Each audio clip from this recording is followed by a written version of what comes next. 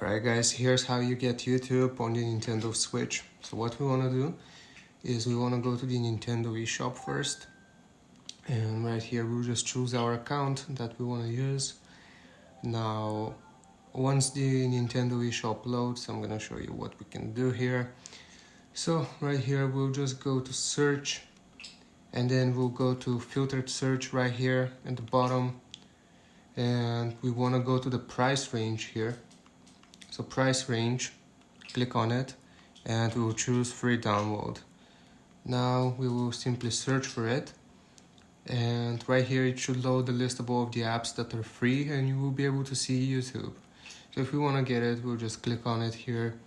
It's gonna look like this. We will go to free download, and we can just confirm this free download right here.